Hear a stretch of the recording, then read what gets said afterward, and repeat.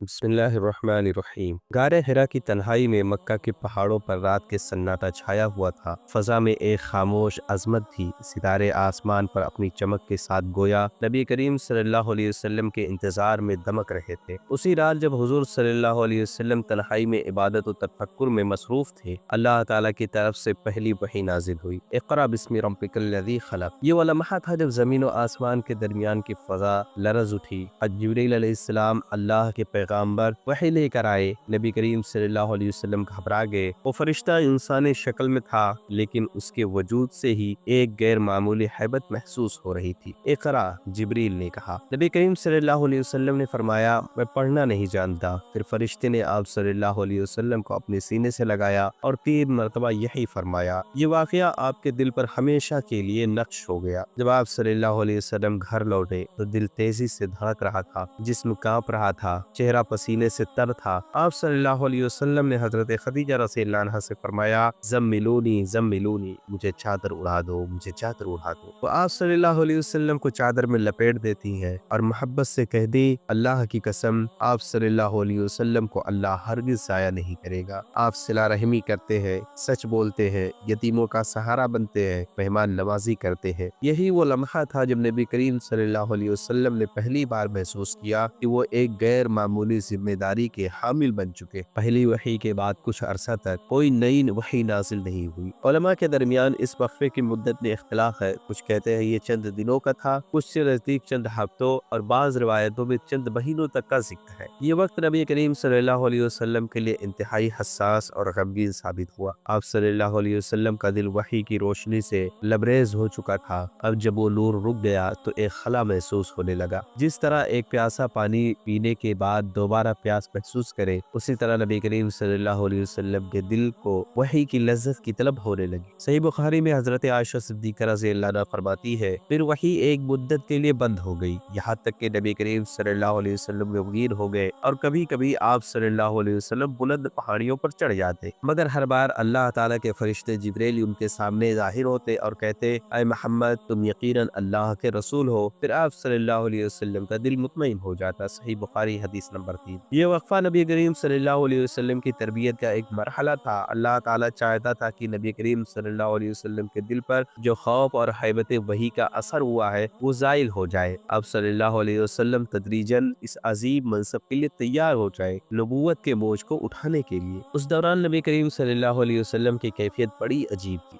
دل میں سکون نہ تھا، ایک تشویش، ایک بے قراری چھائی رہتی۔ آپ صلی اللہ علیہ وسلم اکثر مکہ کی وادیوں سے نکل جاتے، کبھی حرا کے پہاڑوں کی سمت نظریں اٹھا کر دیکھتے، کبھی آسمان کی طرف نظر چماتے کہ شاید وہ نورانی فرشتہ دوبارہ آ جائے، شاید آسمان سے وہی پیغام اتر آئے جو اقرا کی صورت میں آیا تھا۔ ہر لمحہ نبی کریم صلی اللہ علیہ وسلم کے دل میں یہ تڑپ رہتی کہ میرا رب مجھ سے کیا چاہتا ہے، کیا وہ وحی پھر نازل ہوگی؟ یہی سوالات ان کے دل میں گونجتے رہتے، اور پھر ایک دن وہ لمحہ آ ہی گیا۔ ایک دن نبی کریم صلی اللہ علیہ وسلم مکہ میں تھے کہ اچانک آپ صلی اللہ علیہ وسلم نے آسمان کی طرف دیکھا، وہ منظر جسے بیان کرتے ہوئے خود نبی کریم صلی اللہ علیہ وسلم کی آنکھوں میں نور جھلکتا۔ آسمان پر ایک عظیم ہستی نمودار ہوئی، وہی فرشتہ جبرائیل، مگر اب وہ اپنی اصلی شکل میں تھے۔ 600 پر جو مشرق و مغرب کے درمیان آسمان کو بھر رہے تھے، ان کے وجود سے فضا روشن ہو گئی۔ نبی کریم صلی اللہ علیہ وسلم پر ایک خوف کی لہر طاری ہوئی۔ یہ نور اتنا شدید تھا کہ انسان کی آنکھیں اس کا سامنا نہیں کر سکتی۔ آپ صلی اللہ علیہ وسلم تیزی سے گھر لوٹے، دروازے پر قدم رکھتے ہی فرمایا، زملونی زملونی، مجھے چادر اڑا دو، مجھے چادر اڑا دو۔ حضرت خدیجہ رضی اللہ عنہا نے فوراً چادر اڑائی۔ آپ صلی اللہ علیہ وسلم کپ کپا رہے تھے، پھر اچانک اسی لمحے وہی نورانی آواز سنائی دی۔ یہ دوسری وحی کا آغاز تھا۔ فرشتہ کہہ رہا تھا، یا ایھا المدثر قم فانذر وربک فکبر وثیابک فطہر والرجز فہجر، یعنی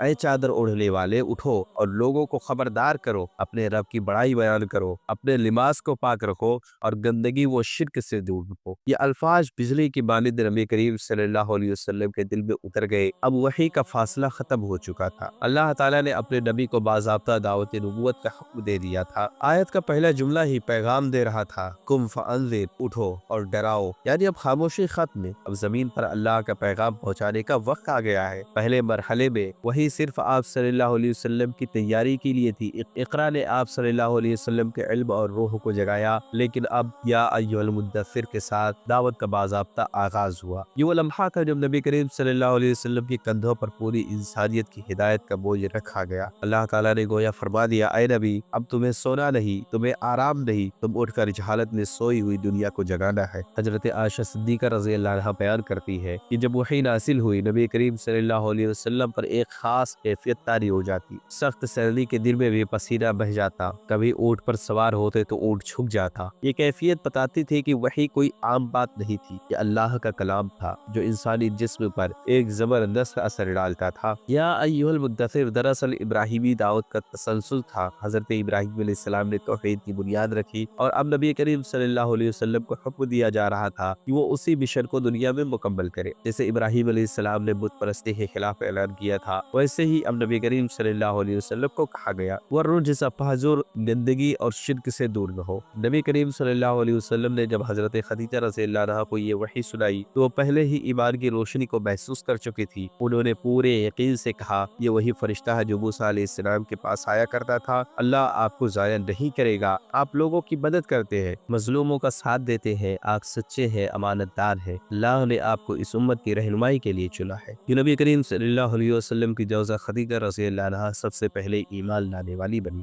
اب نبی کریم صلی اللہ علیہ وسلم کو معلوم ہو چکا تھا کہ ان کا مشن کیا ہے۔ مکہ کے سردار، بتوں کے پجاری، دولت کے غلام، سب کے سامنے اب وہ ایک اکیلا شخص کھڑا ہوگا، مگر اس کے پاس وہ کلام ہوگا جو آسمان سے نازل ہوا۔ یا ایھا المدثر دراصل اسلام کی بیداری کا اعلان تھا۔ یہ وہ لمحہ تھا جس نے تاریخ بدل دی۔ ایک شخص جو پہاڑوں میں عبادت میں مصروف تھا، اب دنیا کا سب سے بڑا پیغامبر بننے جا رہا تھا۔ وحی کے اس مرحلے کے بعد نبی کریم صلی اللہ علیہ وسلم نے دعوت کا پہلا قدم اٹھایا، خفیہ طور پر قریبی لوگوں کو دعوت دینے لگے۔ اسی سے دعوت اسلام کا پہلا دور شروع ہوا۔ اب مکہ کی خاموش راتیں، جہاں کبھی صرف اقرا کی صدا گونجتی تھی، اب وہاں سے قم فانذر کی گونج سنائی دینے لگی۔ اللہ تعالیٰ نے اپنے محبوب سے کہا، اٹھو اور دنیا کو جگاؤ، اب اندھیرے میں روشنی پھیلانے کا وقت ہے۔ مکہ مکرمہ کی فضائیں اس وقت بتوں کے سائے میں ڈوبی ہوئی تھیں۔ کعبہ کے ارد گرد 360 بت تھے اور اہل مکہ ان پتھروں سے امیدیں باندھے بیٹھے تھے، لیکن انہی اندھیروں کے درمیان ایک نور کا چراغ روشن ہو چکا تھا۔ نبی کریم صلی اللہ علیہ وسلم کو یا ایھا المدثر کا حکم مل چکا تھا، اٹھو اور لوگوں کو خبردار کرو۔ اللہ تعالیٰ نے ساتھ ہی حکم اور تدبیر کا بھی درس دیا۔ ابھی وقت نہیں تھا کہ آپ صلی اللہ علیہ وسلم اعلان عام کرے، بلکہ پہلے ان دلوں کو جگانا تھا جو فطرت سلیم رکھتے تھے۔ یہ دعوت خفیہ کا آغاز ہوا۔ یہ اسلام کی تبلیغ کا پہلا مرحلہ تھا جو تقریباً 3 سال تک جاری رہا۔ وحی کے نزول نے نبی کریم صلی اللہ علیہ وسلم کے دل کو ایک نئی روشنی سے بھر دیا تھا۔ دنیا کی تمام فکری جنزیریں ٹوٹ گئی، اب صرف ایک مقصد باقی رہ گیا، اللہ کی توحید پر پیغام پہنچانا۔ مگر یہ کام آسان نہیں تھا۔ قریش کے سردار غرور، طاقت اور رسم و رواج میں ڈوبے ہوئے تھے۔ اگر اچانک اعلان کیا جائے تو پورا مکہ دشمن بن جاتا، لیکن نبی کریم صلی اللہ علیہ وسلم نے خاموشی سے پرتدبیر انداز میں دعوت کا آغاز کیا۔ دعوت کا پہلا چراغ نبی کریم صلی اللہ علیہ وسلم کے گھر میں روشن ہوا۔ آپ صلی اللہ علیہ وسلم نے سب سے پہلے اپنی شریک حیات حضرت خدیجہ بنت خویلد رضی اللہ عنہا کو پیغام دیا۔ وہ پہلے ہی آپ صلی اللہ علیہ وسلم کی صداقت، امانت اور کردار کی گواہ تھی۔ جب آپ صلی اللہ علیہ وسلم نے فرمایا، مجھے اللہ نے اپنا رسول بنایا ہے اور مجھے حکم دیا ہے کہ میں انسانوں کو ایک اللہ کی عبادت کی طرف بلاؤں، تو حضرت خدیجہ رضی اللہ عنہا نے فوراً کہا، میں گواہی دیتی ہوں کہ آپ اللہ کے سچے رسول ہیں اور میں اللہ وحدہ لا شریک پر ایمان لاتی ہوں۔ یہ اسلام کی پہلی مومنہ عورت اور نبی کریم صلی اللہ علیہ وسلم کی پہلی مددگار وجود میں آئی۔ وہ دن نبی کریم صلی اللہ علیہ وسلم کی زندگی کا سب سے پرسکون دن تھا، کیونکہ اب آپ صلی اللہ علیہ وسلم تنہا نہیں رہے تھے۔ اس کے بعد حضرت علی بن ابی طالب رضی اللہ عنہ ایمان لانے والوں میں شامل ہوئے۔ اس وقت ان کی عمر صرف 10 سال تھی۔ وہ نبی کریم صلی اللہ علیہ وسلم کے گھر میں پرورش پاتے تھے، لہٰذا انہوں نے نبی کریم صلی اللہ علیہ وسلم کو سب سے زیادہ قریب سے دیکھا تھا۔ ایک دن انہوں نے دیکھا کہ نبی کریم صلی اللہ علیہ وسلم اور خدیجہ رضی اللہ عنہا اللہ کے حضور نماز پڑھ رہے ہیں۔ انہوں نے حیرت سے پوچھا، اے چچا کے بیٹے، یہ کیا کر رہے ہیں؟ آپ صلی اللہ علیہ وسلم نے فرمایا، یہ وہ دین ہے جو اللہ نے پسند فرمایا ہے، توحید اور سچائی کا دین۔ حضرت علی رضی اللہ عنہ نے سوچنے کے لیے ایک رات لی، اگلے دن واپس آئے اور کہا، اللہ نے مجھے پیدا کیا، وہی مجھے رزق دیتا ہے، میں انہی کی عبادت کیوں نہ کروں؟ میں گواہی دیتا ہوں کہ آپ اللہ کے رسول ہیں۔ یوں اسلام کا پہلا نوجوان ایمان لایا۔ نبی کریم صلی اللہ علیہ وسلم کے آزاد کردہ غلام اور آپ صلی اللہ علیہ وسلم کے انتہائی وفادار ساتھی حضرت زید بن حارثہ رضی اللہ عنہ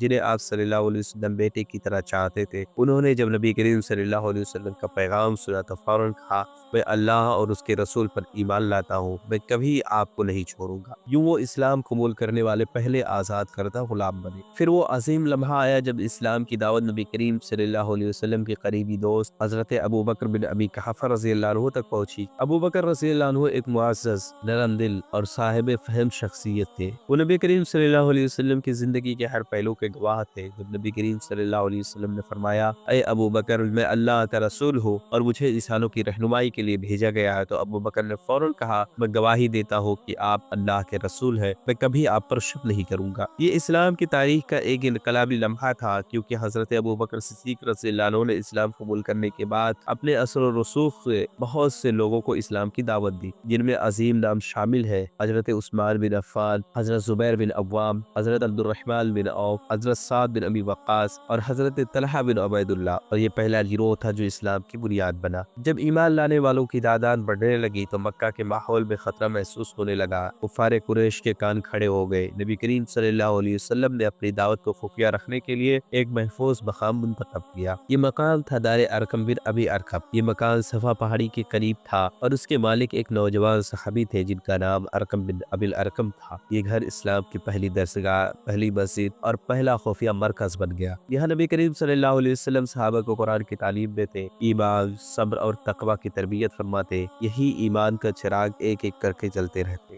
دار ارقم میں دن اور راتیں بدلنے لگی، کبھی تلاوت کی آواز، کبھی نبی کریم صلی اللہ علیہ وسلم کی دعائیں اور کبھی آنسو جو ایمان کے سچے جذبات سے بہتے۔ نبی کریم صلی اللہ علیہ وسلم نے دعوت کو خفیہ رکھنے کے لیے کئی وجوہات تھی۔ قریش سے ظلم سے بچاؤ، اگر فوراً اعلان کیا جاتا تو مخالفت شدید ہو جاتی، اسلام کی جڑیں کمزور حالت میں ہی کٹ جاتی۔ پہلے چند ایسے لوگ تیار کرنا ضروری تھا جو ہر قربانی کے لیے تیار ہو۔ نبی کریم صلی اللہ علیہ وسلم چاہتے تھے کہ پہلے ایمان دلوں میں راسخ ہو، پھر اعلان ہو تاکہ دشمنی میں بھی کمزوری نہ آئے۔ یہ 3 سال تاریخ اسلام کے سب سے پر اثر سال تھے، نہ جنگ، نہ شور، نہ مخالفت، صرف دلوں کی تعمیر کا وقت تھا۔ ان 3 سالوں میں تقریباً 40 کے قریب افراد ایمان لائے۔ یہ وہی لوگ تھے جنہوں نے بعد میں اسلام کے ستون بننا تھا۔ ان میں مرد بھی تھے، عورتیں بھی تھے، غلام بھی، نوجوان بھی، سب ایک مقصد پر متحد تھے، لا الہ الا اللہ محمد رسول اللہ۔ قریش کو جلد احساس ہوا کہ مکہ میں کچھ نیا ہو رہا ہے۔ کچھ لوگ خاموشی سے جمع ہوتے ہیں اور واپس آ کر چہروں پر ایک عجب نور لیے ہوتے ہیں۔ انہیں خبر تھی کہ محمد صلی اللہ علیہ وسلم